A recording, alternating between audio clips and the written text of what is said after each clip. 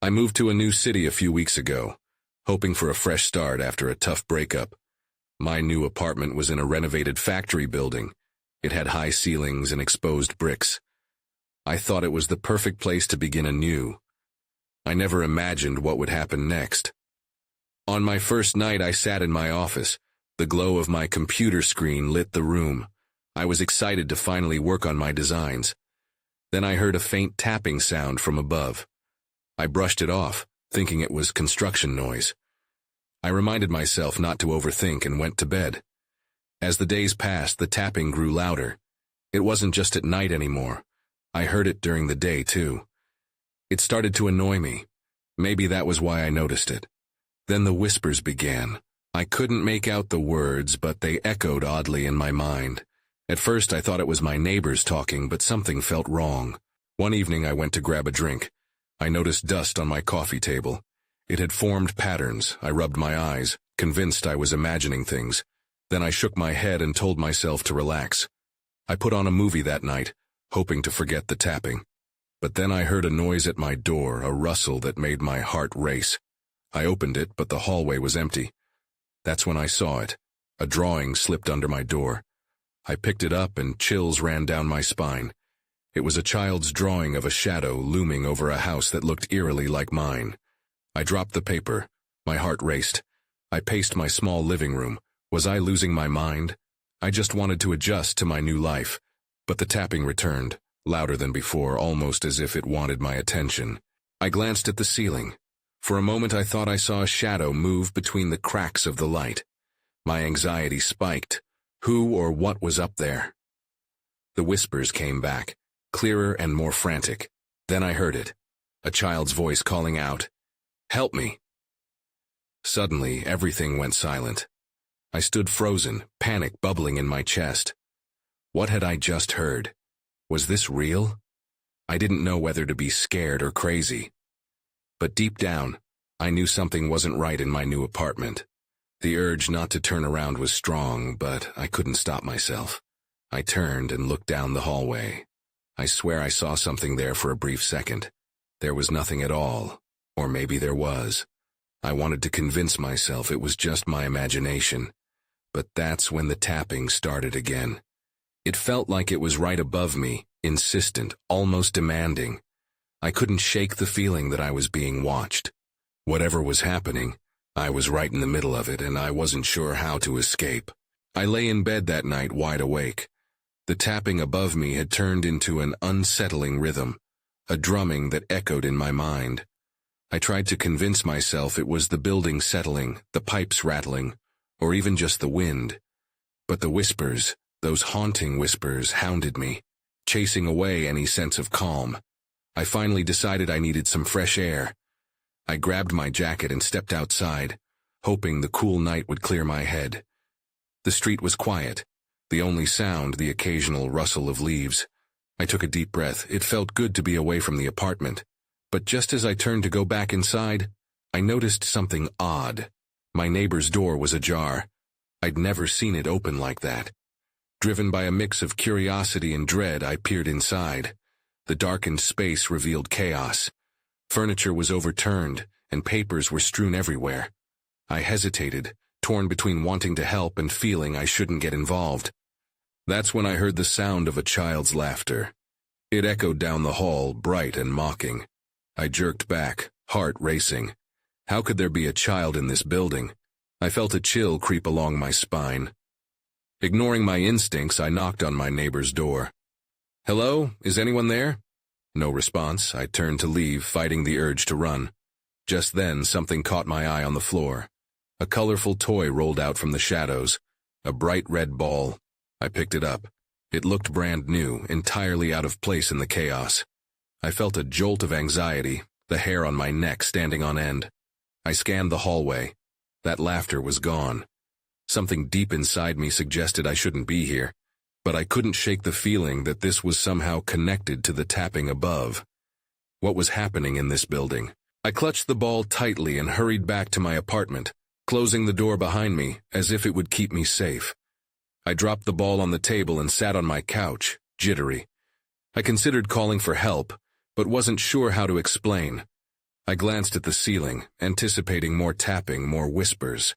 To my shock, there was a knock at my door. It was soft, almost hesitant. A tremor of fear surged through me. Who could it be? My instincts screamed for me to ignore it, to stay quiet. But I couldn't. I opened the door a crack, peering through the gap. Standing there was a young girl, her face pale and eyes wide. "Can you help me?" she whispered, her voice trembling. The room behind her was dark and the shadows seemed to stretch in every direction. I felt my heart drop as her words hung in the air. "Help you," I managed to say, my throat suddenly dry. Then, without warning, the lights in the hallway flickered. In that frantic moment I saw her reach out, her fingers brushing the edge of the door. And just like that, everything went dark. I stumbled backward, the darkness swallowing me whole.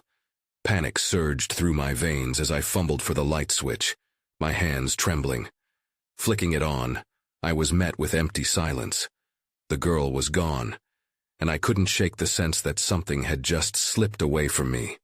I closed the door and pressed my back against it, my heart pounding in my chest. Was she a figment of my imagination, or had she really been there?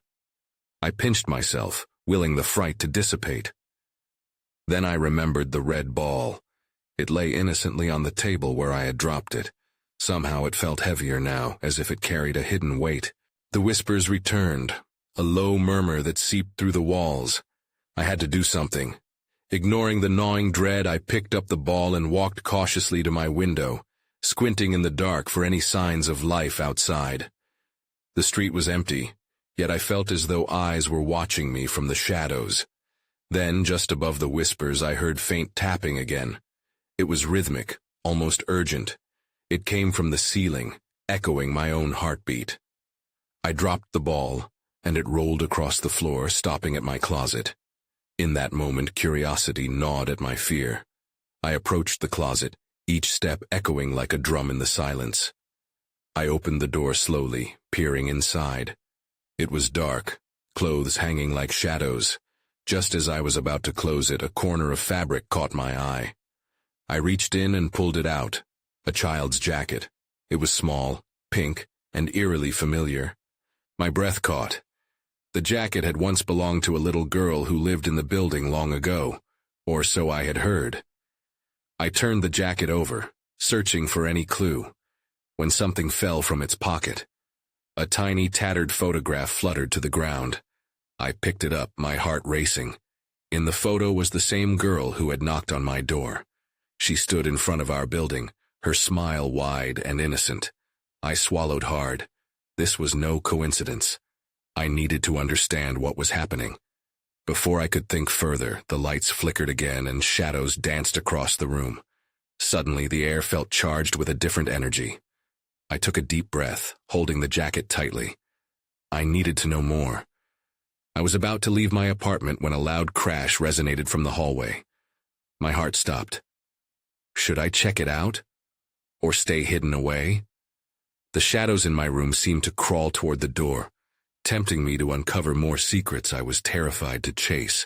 Steeling myself, I opened the door wider, stepping out into the hallway. The whispers rose to a tumultuous crescendo, swirling around me, making it hard to breathe. I had to find her, to understand this strange reality. But what if I wasn't ready for what was waiting for me? The hallway stretched dark and silent, the sudden crash echoing in my ears like a warning. I could feel my instincts as primal and wild as a caged animal, adrenaline pushing me to flee. But curiosity kept my feet planted on the faded carpet. The whispers twirled around me, each syllable tinged with urgency. Another crash rattled through the building, sharper this time. I stepped further into the hallway, peering around the corner. The air was thick and I could almost taste the unease. The dim light flickered above, casting jittery shadows that danced along the walls, mimicking the pulse of my heart. I clenched the pink jacket in my fist. It seemed to thrum with energy, as if it wanted to lead me somewhere. I shook my head, trying to clear the fog of fear. I was not ready for what I might discover, yet I couldn't turn back now. Not when I felt this persistent tug, as if the girl was pulling me toward something. More tapping resonated from somewhere above, a frantic rhythm that thrummed like a heartbeat.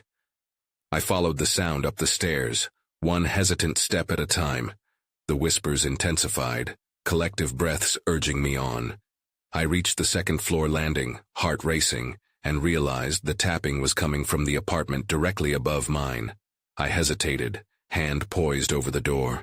A chill crept along my spine as I remembered the stories. The tenants who had lived there before had fled without explanation. What if they had encountered the same thing I was facing?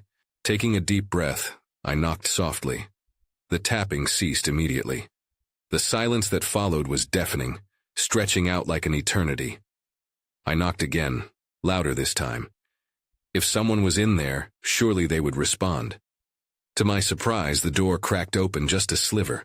A pair of eyes peeked through, wary and wide. "What do you want?" The voice was shaky, barely above a whisper. I paused, uncertain of how to explain. "I heard noises. Is everything okay?" The eyes darted toward the end of the hallway before sealing shut the door. "Go back home. Not safe." The voice barely escaped again, strained with despair. My gut twisted. I needed to know more. "Please," I urged. "I saw a little girl with a pink jacket. Do you know her?" The door opened a crack wider, just enough for the stranger's face to appear, pale and drawn. "You shouldn't have come here." Then the door slammed shut, leaving me reeling. I backpedaled down the stairs, unsure where to go next.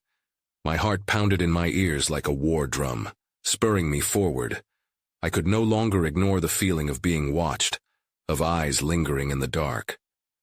Then, everything went dark. The lights in the hallway flickered violently before plunging me into inky blackness. I heard a soft giggle amidst the chaos, and a figure started to materialize out of the shadows. "Play with me," it whispered, and my breath caught in my throat. I stumbled back, the air thick with a strange presence. My heart raced, every nerve in my body screaming for me to run. But the giggle hung in the air like a spell. It was a child's laugh, innocent yet twisted in this dark setting. "Who are you?" I managed to whisper, my voice trembling. "What do you want?" The figure moved closer, dark hair framing a face I couldn't quite see. The pink jacket glowed softly in the darkness, illuminating just enough for me to catch a glimpse of wide, glassy eyes that sparkled with an unearthly delight. "Don't be scared," it said, the words bubbling with a sinister playfulness. "I just want to play." Play? My mind recoiled. This wasn't a game. This was a warning. Yet all I could think about was the urge to know what lay behind that bright pink fabric. Was it a friend or a trap? "Please just tell me where you are," I stuttered, fighting against the urge to turn away. In response, the figure tilted its head, a grin stretching across its face. "Let's go up," it suggested, the words ringing like a bell in my ears. It pointed to the staircase that led to the third floor, a single step dauntingly bright in the ever-thickening darkness. "It's fun up there. More sounds to hear." Just then, a cold draft swept through the hallway, carrying whispers that seemed to echo my fears. "No," I said, shaking my head. "I can't." "Why?" The little girl's eyes widened, the light of curiosity glimmering in them. "Are you afraid?" "Yes!" Panic surged, making the words spill out. I didn't want to be here, not in this building that felt alive and hostile. "I need to find the person from the other apartment. I need answers."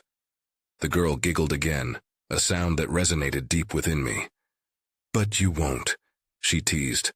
"They didn't listen, just like you." A sudden realization hit me hard.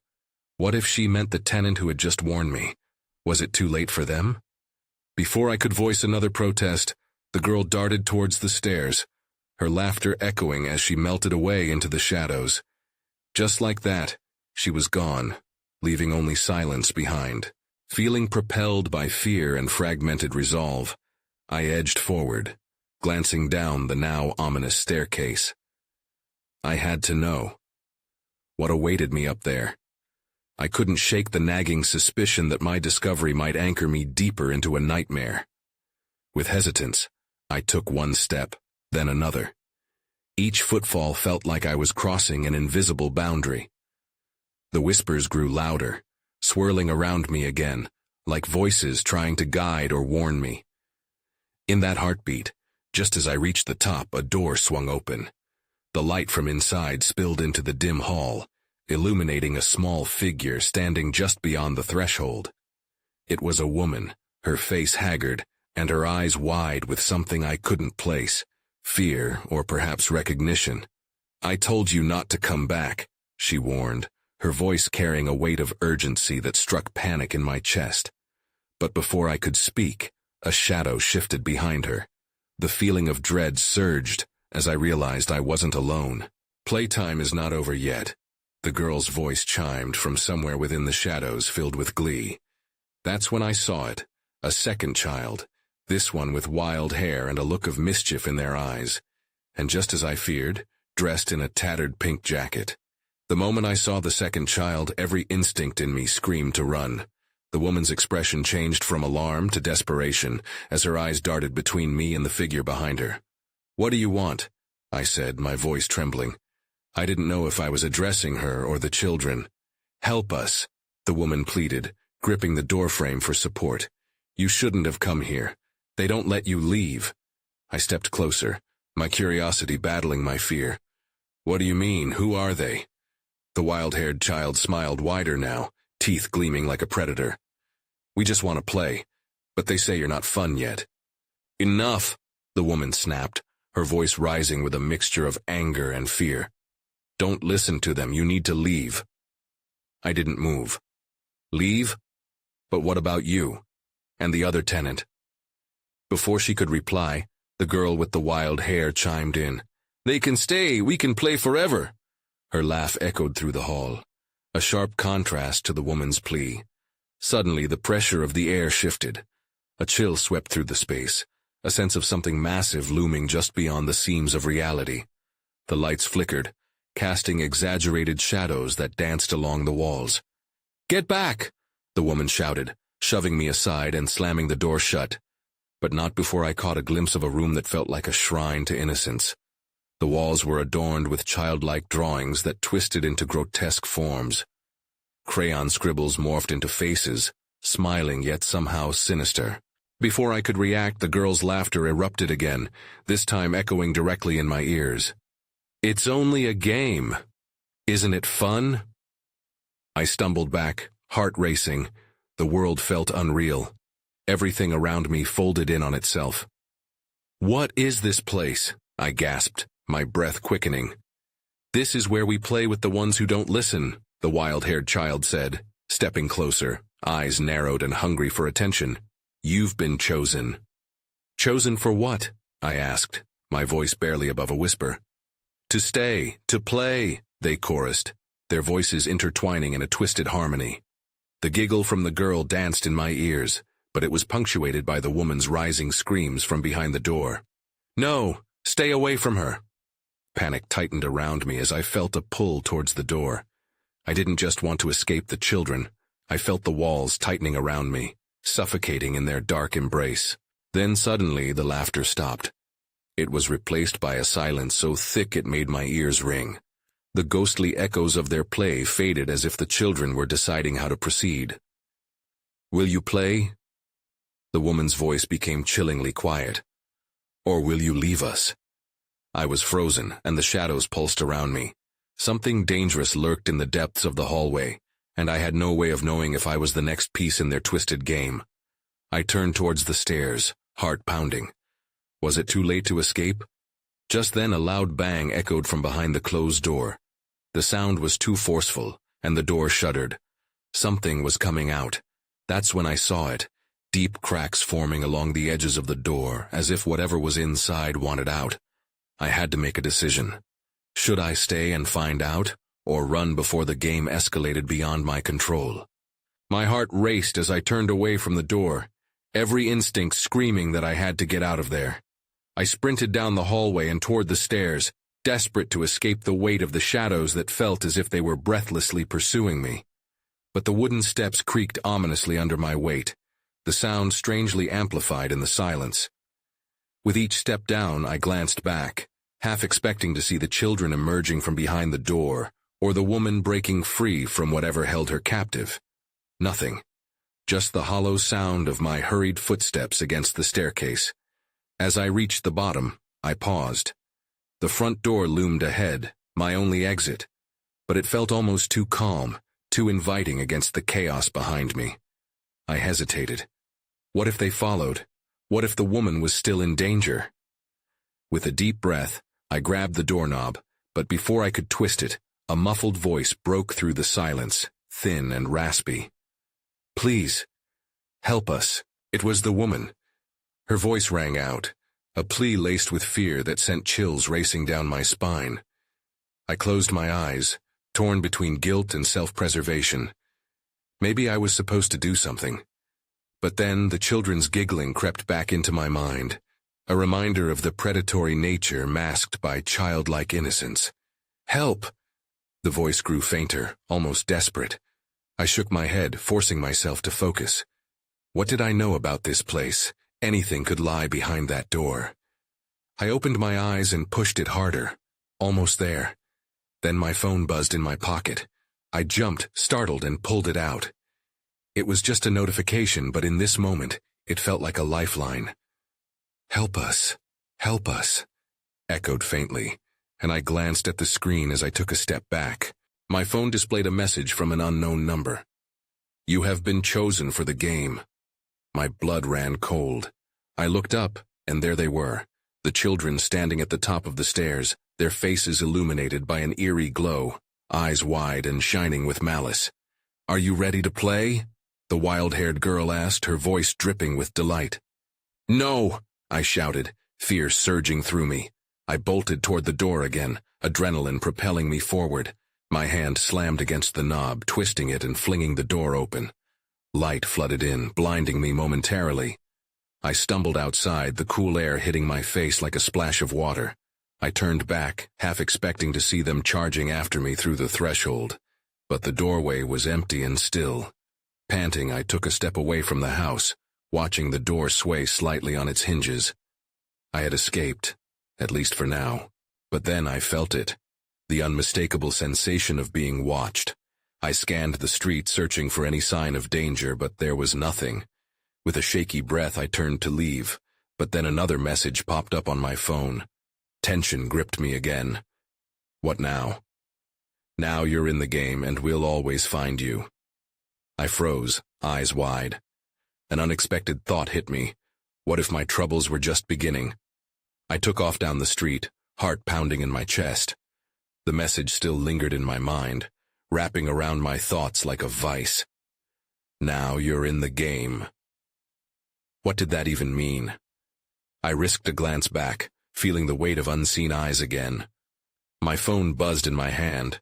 I almost dropped it, but quickly checked the screen, another message. "Running won't help you, but hiding might." My stomach turned. I didn't want to think about what that could imply. I quickened my pace, turning corners without thought. I just wanted to get home, to feel safe behind my locked doors.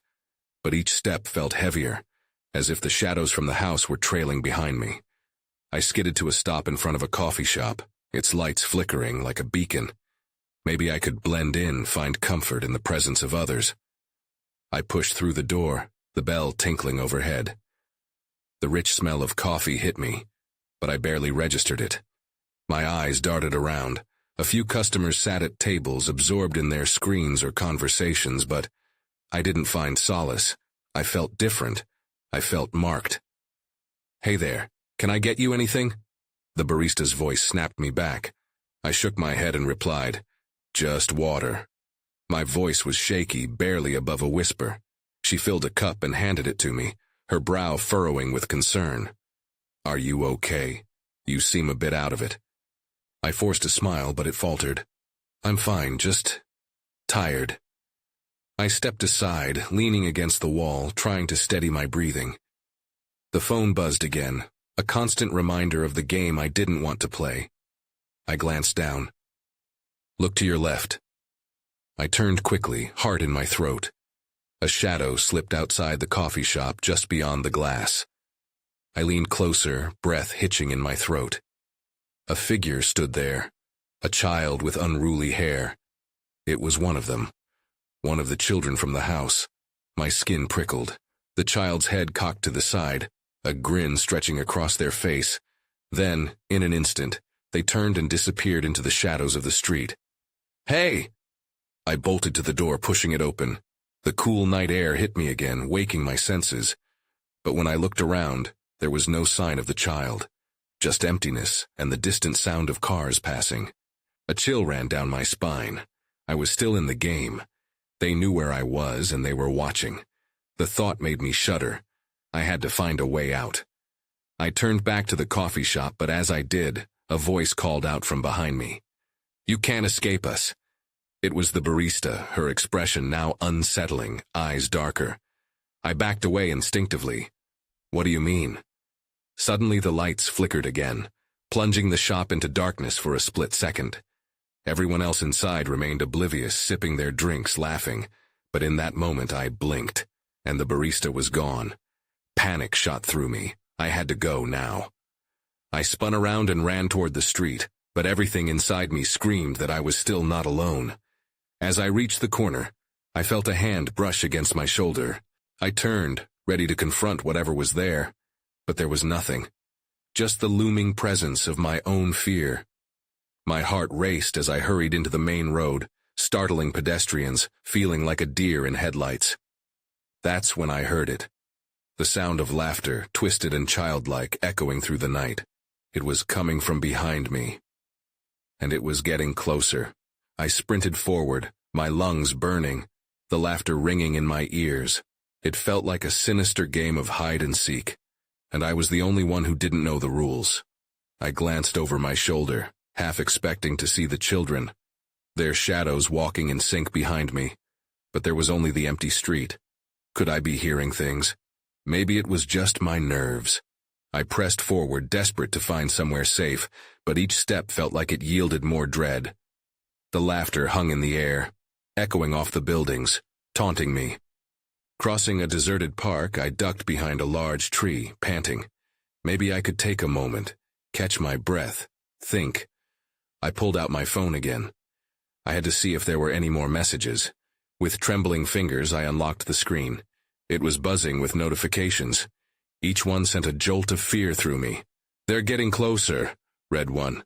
"You can't hide forever," read another. My heart sank. I crouched lower, glancing around. I could hear more whispers, fragments of giggles weaving around me. They were toying with me, I realized. My skin crawled at the thought. I needed a plan. If running wasn't the answer, I had to find somewhere to hide, somewhere they wouldn't expect. Then I saw it, an old maintenance shed at the edge of the park. It looked like a perfect spot. I felt the adrenaline surge inside me. I took off again, darting across the grass. My feet barely touched the ground. As I reached the shed, I yanked the door open and stumbled inside. The smell of damp wood and rust was thick, and it was dark. I fumbled for a light switch, but nothing flickered to life. I had to rely on my sense of touch, rummaging through old equipment and boxes until I found a corner that felt safe enough. I pressed my back against the wall, breathless, trying to focus on the sounds outside. The laughter had stopped, but the whispers remained, drifting closer, like a breeze carrying secrets. I felt their presence hovering outside, and it made my skin crawl. That's when I heard it, a soft tapping on the wall beside me. I froze, straining my ears. Then I heard a voice, low and sweet, like syrup. "Come play with us." I knew it was a trick. They wanted me out. It was an invitation wrapped in menace, but I had to know more. I cautiously leaned closer to the wall from where the sound came, a mistake I regretted the moment I did.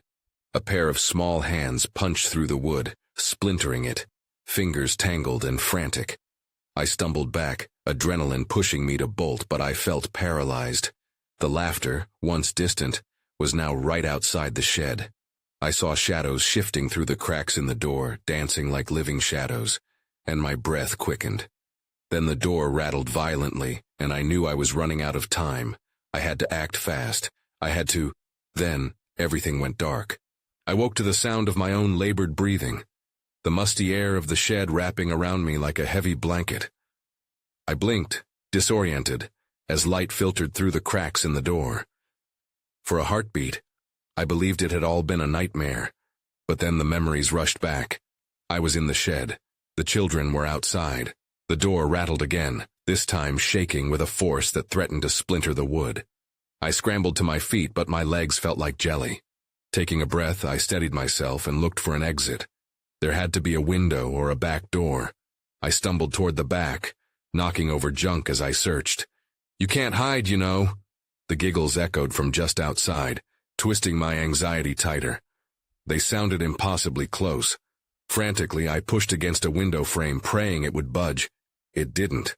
Just as I was ready to lose hope, I heard a voice, a familiar one, desperate and hushed.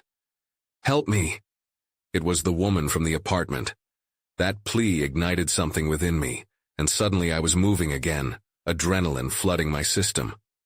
I took a risk and pushed the door slightly ajar, peeking out into the soft gray light of dawn. No shadows danced outside, only the remnants of the night's terror. Cautiously I stepped out, half expecting the children to spring from the darkness. But the park appeared deserted. The air was eerily still. I turned to run but couldn't shake the feeling that I was still being watched. Where were the children? Where was the woman? Did I have time to find her? Glancing back at the shed, I felt the weight of my decision, torn between escape and the urgent need to save someone who might already be lost. Gathering my courage, I broke toward the path leading back to the apartment building. The whispers began again, but this time they felt distant, like a fading echo.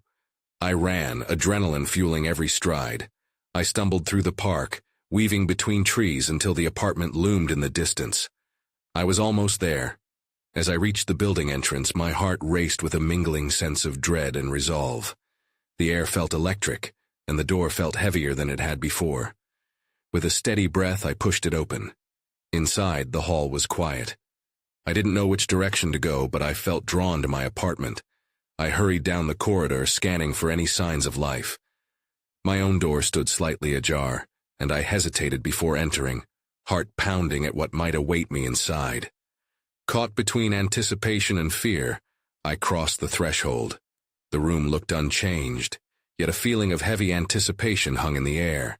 The shadows cast by the morning light seemed deeper, more pronounced, as if I had stepped into a realm untouched by time.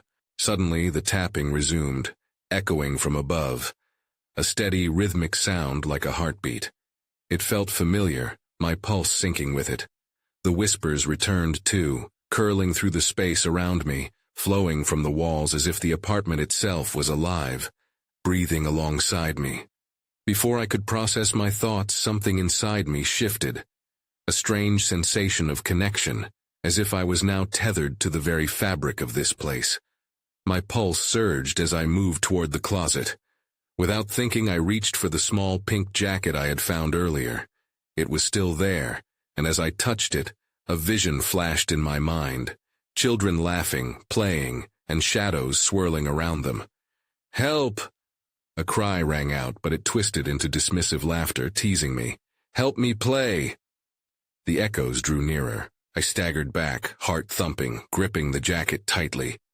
Somehow it felt like the key, a connection to the children, to the invisible trap interwoven within the building. My throat tightened as I wrestled with dread and awe. What had I unleashed by stepping inside? Then there was a knock at the door, soft, hesitant, yet filled with an urgency that made my heart race. I froze, dread twisting my stomach. "Help me," the voice murmured, and I recognized it. It was the child. The shadows tensed around me. "It's your turn," she whispered, enticing me to move closer. "You've come back. You can't leave now." I glanced around my apartment, the oppressive weight closing in. I felt trapped, caught between despair and the desperate need for an escape. What was happening? Were the children ever real, or had it all been an extension of the darkness in this building? In that moment of crystalline clarity, my decision rang louder than the whispers. Whatever this place held, I was determined to break free. I dashed towards the door, flinging it open and racing down the hall. However, as I approached the stairs leading down, that mocking laughter crescendoed behind me. It filled the air, taunting me, echoing along the dark hallway. I turned back for just a moment, and there they were. The children, standing at the top of the stairs, shadows enveloping them, painting their features in darkness. They smiled sweetly, mischief glimmering in their eyes. "Play with us forever," they called out in unison, their voices harmonizing with the shadows creeping in from every corner. Their energy stirred in the air, the invitation so intoxicating, it sent a shudder through me. But I didn't hesitate. I pushed forward, running as fast as I could, the laughter ringing in my ears, mixing with my frantic heartbeat. Just as I reached the lobby, everything felt alive. The walls, the shadows. The air was charged with something I couldn't comprehend. I burst through the front door and into the street, the outside world assaulting my senses with reality. I staggered back, chest heaving, feeling the weight of the laughter and whispers fading behind me as I put distance between us. But even as I ran, I could feel their eyes, lurking behind me in the shadows, watching, waiting. "You can't escape the game," fluttered through my mind as I rushed forward. I didn't know what would happen next. The thought twisted like a knife in my gut, but I had escaped the immediate threat, at least for now. I fled into the city streets, but as the giggles faded into obscurity, a lingering hint of dread remained, threading itself into my thoughts. I turned back one last time, feeling the weight of the shadows that might still haunt that building. The whispers seemed to drift in the air, echoing in my mind long after I had left. I had survived, but the game wasn't over, and I found myself trapped in a world of unanswered questions. I moved to a different city after that. Sometimes I wonder if the children are still there, if they've found more players, more souls to join in their dark game. But mostly, I try not to think about it.